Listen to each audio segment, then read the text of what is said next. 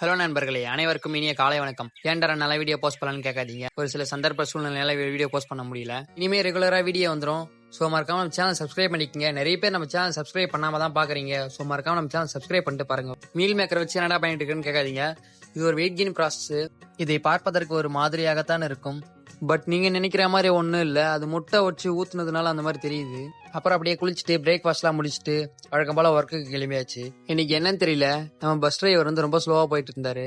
அப்புறம் கடைக்கு வந்தா ஒரு ஆஸ்தட்டிக் விஷயம் ஒன்று கண்ணில் பட்டுச்சு. பாருங்க எப்படி இருக்குன்னு.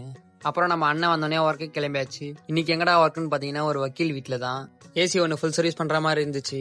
நாங்களும் வாட்ச் பண்ணி ஏசி இந்த இடத்துல மாட்டி விட்டாச்சு. அப்புறம் கேஸ் ஓப்பன் பண்ணி லீக்லாம் செக் பண்ணி ஏசி ஆன் பண்ணியாச்சு. கூலிங் சும்மா பக்காவா இருந்துச்சு. நாங்களும் கஸ்டமர் கிட்ட எல்லாத்தையும் பக்காவா செக் பண்ணி கொடுத்துட்டு அப்படியே பேக் எடுத்துட்டு கிளம்பியாச்சு. சாப்பிட்டுட்டு வந்து சும்மா உக்காந்துட்டு இருந்தோம், வேற எந்த ஒர்க்கும் இல்லைன்னு. திடீர்னு ஒரு கஸ்டமர் கால் பண்ணி எங்க வீட்டுல கோத்ரேஜ் ஏசி ஒன்று ரீஇன்ஸ்டலேஷன் பண்ணுன்னு சொன்னாங்க. நாங்களும் அதுக்கான வேலைகளை பார்க்க ஸ்டார்ட் பண்ணிட்டோம்.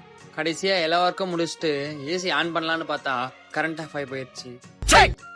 நம்மளும் ஒர்க்லாம் முடிச்சுட்டு டூல்ஸ் பேக்லாம் எடுத்துட்டு வந்து கடையில வச்சுட்டு அப்படியே வீட்டுக்கு கிளம்பியாச்சு. மறக்காம நம்ம சேனல் சப்ஸ்கிரைப் பண்ணாதவங்க சப்ஸ்கிரைப் பண்ணிக்கோங்க கைஸ். பாய்.